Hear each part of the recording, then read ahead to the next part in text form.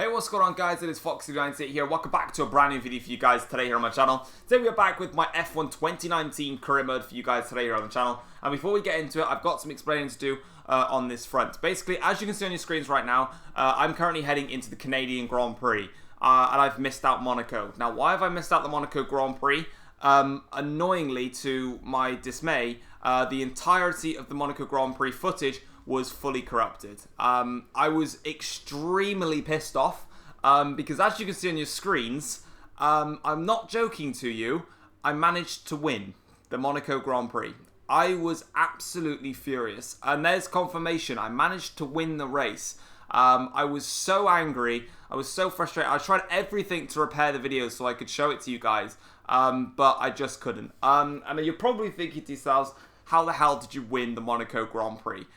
So basically, in a nutshell, as soon as I got into practice for Monaco, I felt at home. I've hated Monaco all the time, but for some reason, I clicked. I was able to connect corner after corner after corner. I managed to qualify in 7th place on the grid, and I managed to maintain P7 all the way up till the pit stops. Coming to the pit stops then, there's something that I've just broken and fallen on the floor. Coming towards the pit stops then, I actually went and did the undercut, and I managed to get ahead of Pierre Gasly in the Red Bull. The rest of the drivers, the rest of the top runners, like Leclerc, Vettel, Hamilton, Bottas, and Verstappen, I managed to overtake on track, and it was because they were stuck in traffic, basically. They were stuck in traffic, and I went for the bold and brave overtakes on them, and I managed to make it stick. Eventually, then, it was myself versus Sebastian Vettel, and simply, I had track position, and I didn't budge. So that's what it was. I managed to gain the track position, and I held on to win the race. I really, really wish I could show it.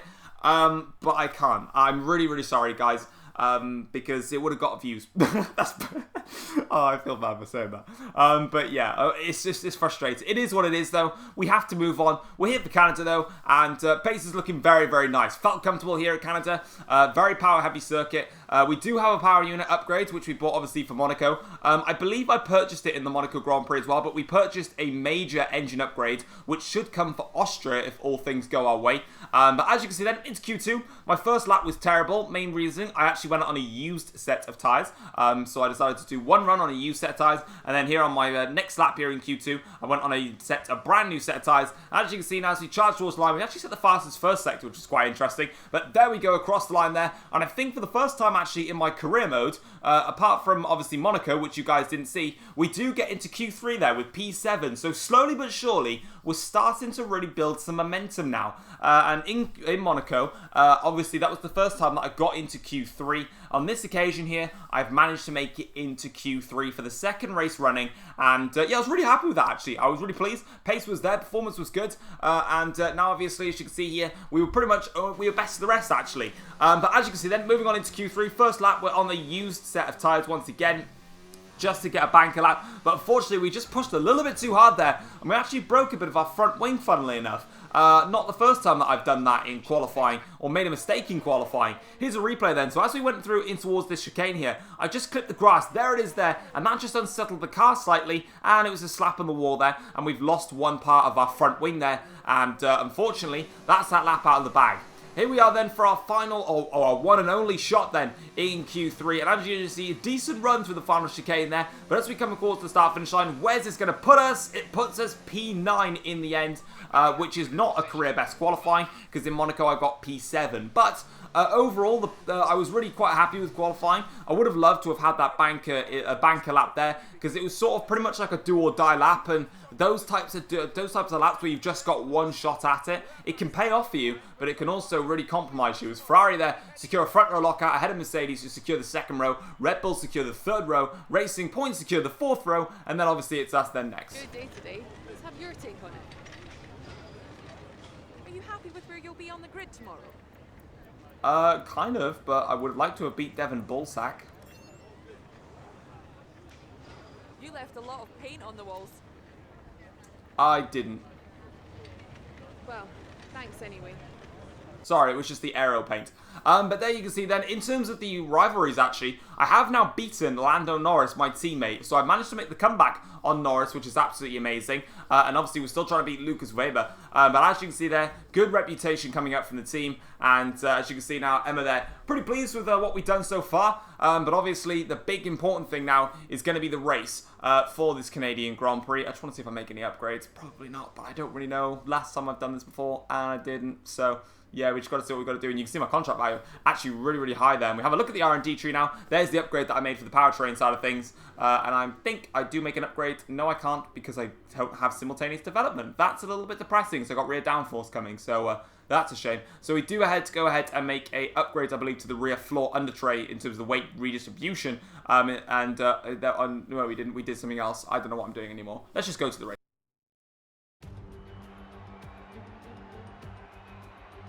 We're back once again beside the St. Lawrence River here in Montreal for the Canadian Grand Prix. The event first moved to a variant of this track back in 1978. It was won by none other than Gilles Villeneuve, the first Canadian to ever win his home race, and in whose honour the circuit would be renamed. With top speeds of around 210 miles per hour heading into the overtaking opportunity of turn 13, the 2.7 miles of the Circuit Gilles Villeneuve are some of the quickest on the Formula One calendar. There are 14 corners in total, with 60% of the lap taken at full throttle, and average lap speeds clock in at about 130 miles per hour. Joining us today to oversee all the thrills and spills, it's Anthony Davidson. And great to see you. How are you feeling about the race today, and how are the circuit conditions from what you've seen? Well, it's looking a bit cold out there, if I'm honest. These tyres have quite a narrow operating window in terms of the temperatures they need to extract the best grip. So with a cold track surface, it's going to be harder to keep those temperatures up, which will lead to lower grip and maybe more mistakes.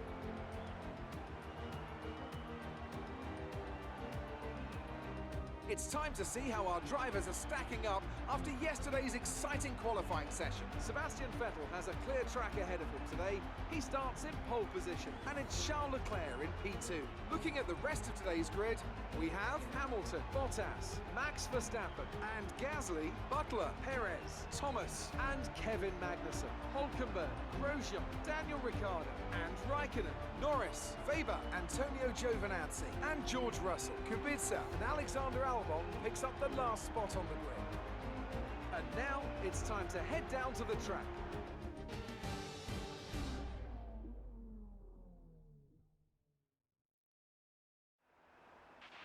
Okay, the run into turn 1 is... Alright then, so as you can see, we're on the grid here to start the Canadian Grand Prix. And it's going to be a two-stop strategy. So we're going to start on the soft tyres, move to a set of the mediums, and then move to another set of mediums for the end of the Grand Prix. And that's how our strategy is going to go then. But starting from P9 on the grid, let's see what we can do in this Grand Prix. We've got 5 red lights now here for the Montreal Grand Prix. Let's just try and correct that things as it's lights out now. And away we go, and it's already been a decent start. We've got one of the Renault cars there alongside us now in towards someone. It's Hülkenberg going for a massive dive bomb there on a whole bunch of cars there, as I believe one of the Red Bulls has been compromised and all that.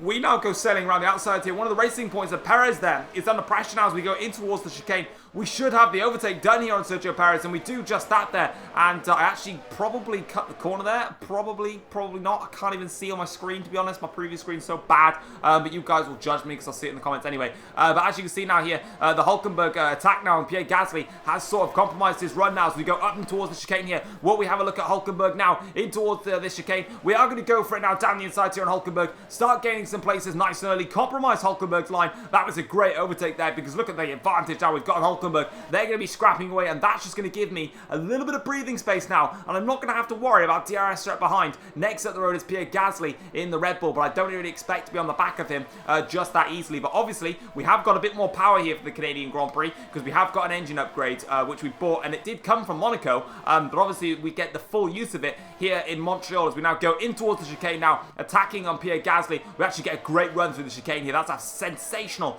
drive through. You can still gain a lot of time on the AIs through that chicane now as we go flying through in towards turn 1. Have a look at Gasly down the inside there, braking really late, sliding, clipping the grass there a little bit. Bit of rallying going on in my McLaren so far as we now get up in front of there, just doing, you know, my best to, I can't do it properly, you know, do the enrollment of Carlos. But now, as you can see here, onto lap 2 of the Grand Prix now, Pierre Gasly is all over the back of me now, so he wants to gain that position back here as we now go into a higher ERS mode to try and defend against the Red Bull car here. Technically, we probably might not really win the lot. Can't talk today. Probably don't want to be doing this, but obviously, I do want to defend my position against Pierre Gasly, so I'm going to do that now. And as you can see, we go in towards the hairpin now here, and we're safely through in front of that. Sergio Perez now has actually got in front of Pierre Gasly and all that. So Sergio now is going to be my next person who's going to be trying to attack me. And that's a bit of a problem, actually, because that racing point is bloody quick in a straight line. And as you can see now, here comes Sergio Perez in the racing point. Devin Bullsack there just in front now, as here comes Perez in towards the chicane. Going to try and get some retribution after I made the overtake on him earlier on. But we do manage to defend the position. Vettel fast lap the race so far. Meanwhile, for us, we're now down and trying to defend against Perez. Onto lap 3 of the Grand Prix now, and this part of the strategy for myself wasn't working out. These soft tyres back in sliding a little bit there. I was not comfortable on these tyres. I was really struggling just for natural grip on the car. And as you can see, Perez now goes for a run here in towards chicane, but we managed to defend it around the outside, transverses to the inside, back in slides out a little bit there. Had to lift off the throttle now. Perez now goes towards the inside once again now to make another attack on us here now as we go in towards this hairpin now. We go swooping around the outside. Perez will initially get the run, but he won't get the exit that he wants. We get the exit though that we want, and we just shove Perez wide there, and that now gives opportunity for us to get away. But unfortunately, Perez now with the DRS open here, he absolutely breezes past in the racing point. Gasly now is coming through on the attack now, and here comes Gasly going for the dive. I've got to try something here. Gasly though whacks my wheel a little bit there. Have to cut the chicane slightly because Gasly smacked onto my car there, and now Sergio Perez is coming back at me with DRS once again. A little bit of bumper cars, bit of chaos going on here as we go in towards the first corner now. Sergio Perez is still there, but we just closed the door off. Now we swoop it a little bit wide there just to compromise our, just to try and open up the exit for us now as Sergio Perez there gets in front, and we now carrying on our way here. Onto lap 5 of the Grand Prix now, and Sergio Perez is coming back at us, and look at again, the back end just really not playing along with me right now. My rear tyres are screaming at this stage of the races. Here comes Perez now with some DRS here in towards the chicane now. It's not going to work for Perez though. It's a comfortable defensive maneuver there for us, and we can now play on with our race. But unfortunately, Sergio in that Mercedes-powered racing point is not really going to be staying away from us. He's going to be right on the back of us pretty much everywhere on this race circuit because it's so power dependent. And even though we've got a small power upgrade in the car, well, it's only a minor power upgrade. It's nowhere near the speeds in which that racing point has got. So as you can see now, coming onto this long back straight here with DRS enabled, Sergio Perez now with the DRS here. I move over towards the inside line to cover that one off. We now go in towards the chicane here, blast our way through, but once again the back ends come out on us, and a heavy tank slapper there for twice the occasion there, almost putting it in the wall on the left and right hand side. Perez now comes back at us once again now in towards the turn 1 and turn 2 complex here, but we just hold on against Perez. But we really are struggling in this race, and we have got a lot of problems that we need to deal with, and that is obviously Sergio Perez. Look at that, I just can't get the car, I can't get the rear end to work with me in this stage of the race as Perez now comes back at us once again now, and he tried to make the attack now, but in towards the chicane here, I can hold off Sergio Perez for a little bit longer, but I started to realise that there is absolutely no point in me fighting Sergio Perez at this stage of the race. It's not working out, and also what wasn't working out was the tyres. I have absolutely zero grip, so we're going to come into the pits at the end of this lap and fit on a set of medium tyres. What I've noticed and what a lot of the community have been saying is that the undercut is extremely powerful against these guys, and yeah, this is what we're going to be looking out for now. So here we come then into the pits now. We're going to perform the undercut, and we're just going to see how powerful this undercut really is in F1 2019. What's going to be beneficial for us as well is that we're not going to have the problem of other drivers impeding us as we try and get out of the pits. We're going to have a nice clean pit lane. We can do our own split pit stop, and we're going to have no trouble coming in our way. So as you can see now, we are coming out of the pits here, and we're going to rejoin probably at the back of the field, considering how close everybody was. But at the end of the day, we've got a couple of laps now in some clean air, crucially, on medium tyres to just have some good quick laps in there and try and undercut the guys around me and also build a gap to those that were close behind me. However, one person that's not going to be having the greatest Grand Prix of their career is Alex Albon. He's got an engine failure there that's just by there, and that's his race over and done with. Albon is out of the session, and he is retiring with an engine failure, which is unfortunate there for Alex in the Toro Rosso. But we need to keep pushing onwards now, because that's not my Grand Prix. My Grand Prix is with the Racing Point cars, both of Devin Bullsack and Sergio Perez. Now, Devin was quite far ahead, but with this undercut, I was thinking that I might be able to close a little bit back on Devon. So let's see now as we go in towards the final chicane here. We can see a couple of cars now coming out of the pits. I think that is Bullsack there coming out of the pits now. So we're going to initially pass him here as Hamilton now has also come out of the pits. But eventually, as you can see via the pit exit, it's just a straight line through. But as you can see, we have now got right up to the back of Devon Bullsack there. So that was quite critical for us as Lando Norris now comes into the pits here. On to the end of the next lap now. Let's see which cars we have managed to make the undercut on and made it work. There's a lot of traffic as well about, and that's Bottas coming out of the pits, Charles Leclerc coming out of the pits, and now as we go in towards the first corner here, we've actually undercut Charles Leclerc in this Grand Prix. So too is Devon Bullsack. So too, I think, as Bottas as well. So Leclerc, by staying out a few laps longer, has lost out to a lot of cars here. And obviously, I now had some grip back in my tyres, and I'm setting personal bests after personal bests. But look at the traffic in front. This is what we need. And this is exactly what I had in the Monaco Grand Prix. I had the undercut on my side, and I had the traffic now in front, which I knew that I could get through a lot quicker than the others there. As Devon there just compromises himself versus, I think it's Robert Kubica. Leclerc now has a little look at myself here. McLaren versus Ferrari. I didn't think I'd be saying this that often, but as we now go in towards the hairpin, Butler makes a little bit of a mistake there. Goes a little bit deep, but he is going to get the better exit versus Robert Kubica. And now, as you can see here, we're on the back straight now, and Robert Kubica shouldn't be a problem for us. We should easily get past this Williams car with the helping hand of DRS and some overtake mode here. Got to be careful of Charles Leclerc because he might just get a better run in towards the final chicane now, but we just try to cover that off just in case there versus Charles. I didn't want to have that issue of Charles going for it around the outside into the chicane. Now, on to lap 11 of the Grand Prix here. Devon Bullsack now is trying to have a look at Giovinazzi, but we're going to have a little look on Devon here and go down the inside and towards the chicane there. And that is an overtake done on Devon Bullsack, just like we did in the Spanish Grand Prix as well. We managed to overtake Devon there. Charles Leclerc now is going to pressurise him, and he doesn't get it done just quite straight away though.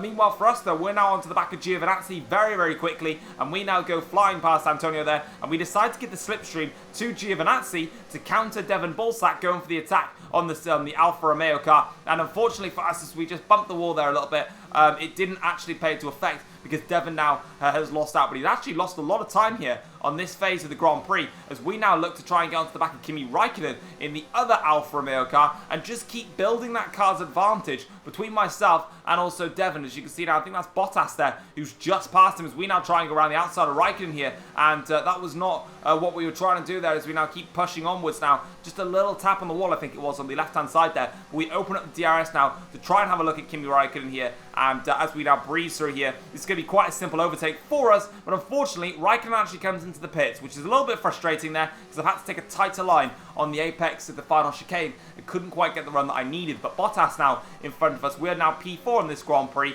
but that's about to become P5, because here comes Charles Leclerc in the Ferrari. He flies past, and just like in Spain, yeah, Charles not my fight, so I'm going to let him through because I don't need to be bothering to attack him. I'll stay in the slipstream for as long as I possibly can, but eventually that Ferrari will pull away off into the distance. I won't have a chance of catching him. Devon Bullsack, like I said, is my main target to fight against.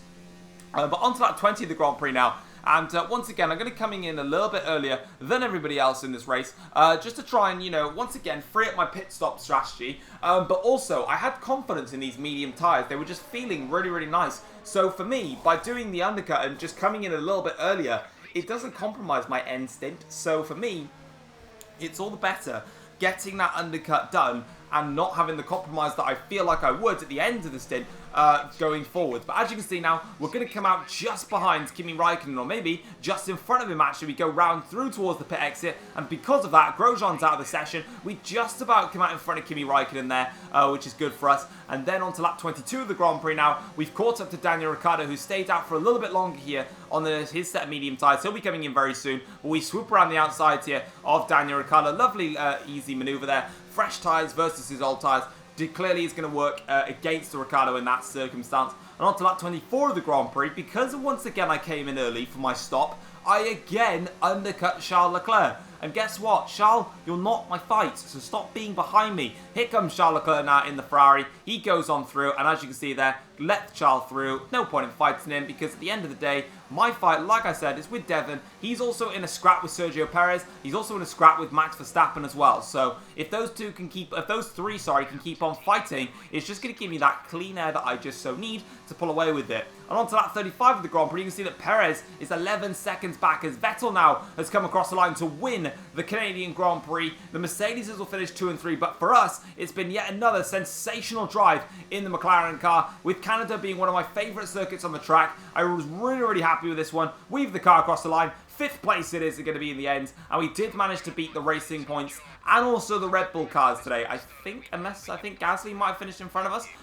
but no, it wouldn't have actually been. No, so we have beaten both the Red Bulls as well, so really solid result there, but it is going to be Ferrari back on top here today, and the performances are just getting stronger and stronger and stronger, and yeah, I'm really happy to be at the top there, fighting alongside the Ferraris and the Mercedes. It's quite a weird thing, but obviously down the line we'll be looking to fight them on a very common feature. Charles Leclerc there finishing in P4, but like I said, what I found out, and it was just from this Grand Prix, if you guys are new to career mode and you guys are new to the game and you want to find some tips just to get a little bit faster or to try and compete with your AIs, do the undercut. It is so powerful in this game. When you come out of the pits, last year it was really hard because you just couldn't get the tyres up to temperature, the AIs could. This year, it's not like that. You can click with the tyres straight away. And trust me guys, the undercut is extremely powerful and you can gain seconds and seconds of time from your race by doing it. If you've got good tyre wear, you don't need to panic about you know, having the possibility of losing out later on in your stints, because for me, I can do the undercut and it would still not affect me in my end stint. So for me, it's a win-win situation, and it paid off because it was 5th place and it was down to undercut and just getting through the traffic. And on that occasion, we did just that now. So we have a look at the standings though. Obviously the standings are going to be different because obviously we've had Monaco done as well. I did show the standings at the start of the episode so you knew where we were. But this is where we are now after the Canadian Grand Prix. We're now actually splitting both of the Red Bull cars, but I highly doubt that we're going to stay there. And obviously McLaren, we're still in that fight with Racing Point, and we've still got some engine upgrades to bring along. Let's have your thoughts. Things look close between you and your rival for a bit, but you came out on top, didn't you? I outqualified him, and I didn't see him for the entire race. It was more like Dodgems than Formula 1 today, wasn't it? No, I was not at the pier, so I was not playing Dodgems. I was racing on F1. Well, thanks anyway. You're really hard to please, not gonna lie. But there it is then, so we actually go ahead now, and we do beat Lando Norris in the rivalry there. We're now leading Lucas Weber by quite some margin. As you can see now, we're gathering up crucial resource points because I want to keep using all of this to just keep on developing the power unit, because that's the only part of the car where I really just do not like at the moment. The rest of the car for me is doing an amazing job, and I'm really pleased with it. But as you can see then, that is going to wrap it up for today's episode. Once again, I really do apologise for not being able to show you guys the Monaco Grand Prix. But hey, there's nothing I can do about it. But anyway guys, if you have enjoyed today's video, make sure to drop it a like, subscribe if you're new around here as well to the channel if you are new. And yeah, as you can see, slowly but surely I'm starting to learn the game and I'm starting to improve, and I feel really comfortable. But anyway guys, thank you very much for watching, and I will see you guys next time. So take care all, peace.